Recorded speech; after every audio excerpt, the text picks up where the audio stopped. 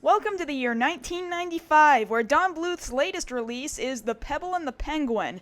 I'm starting to get a little concerned about the similarities in the introductions of many of these movies. What, were none of these stories ever simply told via word of mouth? You'll see plenty of animated animals in this movie, which is what Don Bluth has been known to excel at without the assistance of rotoscoping. It's unfortunately yet another example of quite delicious-looking animation that simply appears lackluster in the storytelling department. It's a story about a nervous male penguin by the name of Hubie. Hubie? What an interesting choice in names for a penguin. And he's voiced by none other than Martin Short. Now, quite frankly, Martin Short is one of my all-time favorite actors, and to be honest, this movie makes me feel like he sacrificed quite a lot of talent when he decided to take on the role. All in all, it's a very disappointing performance. Goodness glaciers!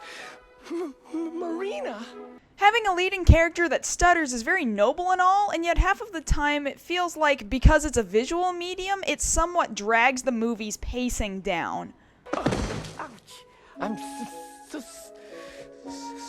sorry, Marina. I'm just so clumsy. The music is composed by Barry Manilow, and it's okay for the most part. Not the best music ever, but it's okay. Sometimes I wonder why the moon is new. Actually, more so than the musical numbers themselves, I actually find the choreography to be quite good, especially in the song Don't Make Me Laugh. I'd actually really like to see a live couple perform this routine. I'm no hyena, so Marina, what'll it be? Right this way to the drink. Estate, or right, your epitaph. In any case, all of the penguins in Antarctica are preparing to give their ladies an engagement stone. Hubie wants to give one to Marina, the prettiest lady penguin there is, but he's never even talked to her. Not until one day when he just sort of slides and bumps into her on accident. Sparks fly. This is quite a spot, Hubie. What do you do up here? Well, I wonder about stuff. But there's somebody else with their eye on Marina, a big tough dude by the name of Drake, voiced by Tim Curry. You can pretty much compare him to Gaston from Beauty and the Beast. He pretty much serves the same purpose. Marina doesn't know it yet, but she's going to be my wife. Our children will be the strongest, the smartest, the bravest, not to mention the best looking. So finally the day comes when all the penguins are supposed to find rocks for their ladies. This is just one of many problems I have with this ceremony. Could no penguin go out maybe a day early to find themselves a pebble? Or do they all have to muscle over one another all on the exact same day? And then there's the fact that comes up a little later that you have to choose a mate by a specific day or be banished from the group. You must choose a mate before the full moon mating ceremony or be banished. Gosh, that's the law. That's a pretty crazy law, but it's weird because it's never brought up again. I kind of want to know more about it. Like, at what age do the penguins have to participate in this? Or is no one exempt? And if no one's exempt, does that mean the male penguins have to follow this deal too? Because I don't see anybody, not Hubie, not Marina, and not Drake, freaking out about this law. But in any case, Hubie is left to hunt for crappy pebbles in the middle of the night when suddenly a magical rock from outer space falls and lands at his feet. No, really, I'm not making that up. It actually happens. Now, you see this rock? Like I said, it's freaking magic. Hubie just thinks it's lovely and everything, but come on, first it shows him the face of his true love, and later it starts invading her privacy, giving him a window into her personal life. I believe Hubie's still out there somewhere, and he'll come home to me in time for the full moon mating ceremony. And yet he never really freaks out that the rock is capable of doing this. He almost kinda sorta shares the details with somebody else later on, but not really. I'm curious as to where specifically this magic rock came from. Is it a piece of alien technology? Are there any repercussions to using the stone? well, nothing ever seems to happen with it, and nobody really seems to want it terribly badly other than Hubie, so it's a mystical piece of stone that goes completely unexplained, and other than needing to get it back to Antarctica in one piece, it's never really addressed at all. Anyway, Drake is a jerk, and he drops Hubie into sea lion-infested waters, where Hubie is eventually washed out to sea. Really far out to sea. Like, so far that he's picked up by a boat with a Scottish crew carrying a bunch of penguins, including one Scottish one as well. You're aboard the good ship Misery. You've been sleeping for nearly 3 days now. Good lord, how did he make it to the opposite side of the globe? For that matter, how did anybody end up with a Scottish penguin? I hear that the only penguins Scotland ever had were all killed to extinction, but I'm sure one of you viewers will plainly tell me how it's possible, or that I'm wrong or something. But that's good, it'll be interesting.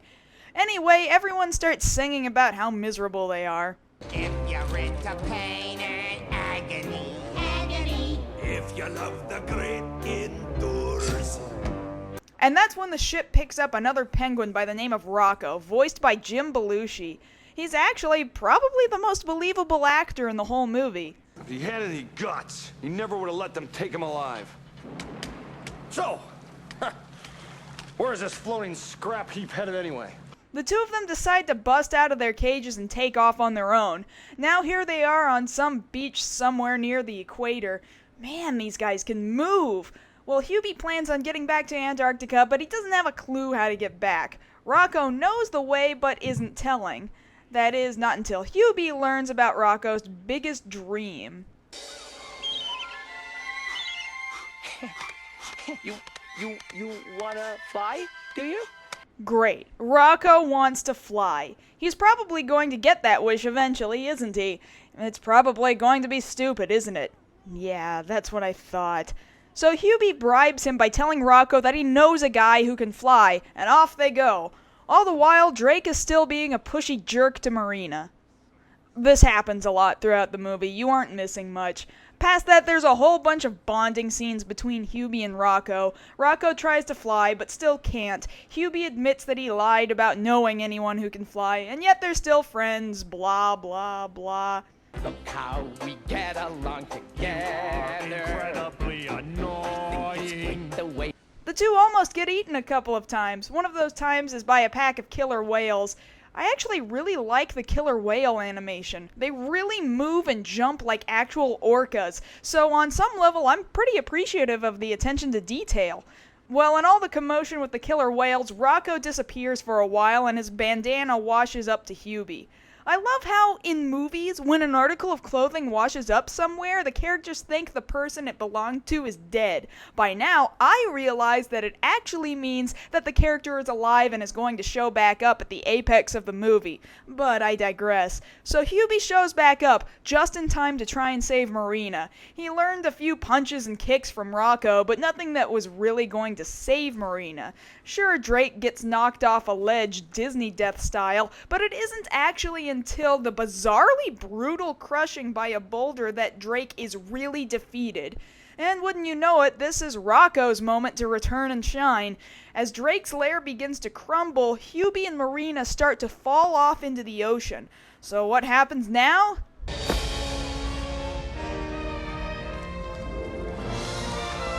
I'm flying! I'm flying!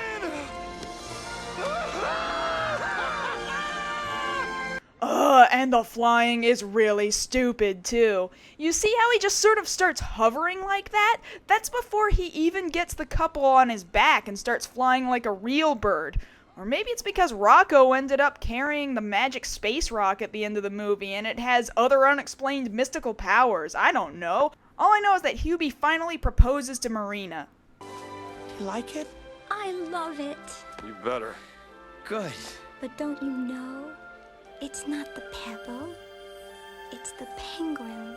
Never mind the fact that Hubie never tells her, hey, this rock showed me pictures of you. Check out the nifty, creepy things it can do.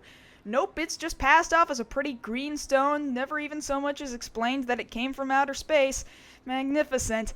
And we end on a scene that simply looks strikingly similar to Dragon's Lair 2. Alright, is the movie good? Not really. But is it bad? Well, I don't think so. The music is better than that of Rockadoodle, and it has a more competent, definite story than a Troll in Central Park. It isn't wild, wacky, and all over the place like Rockadoodle is either.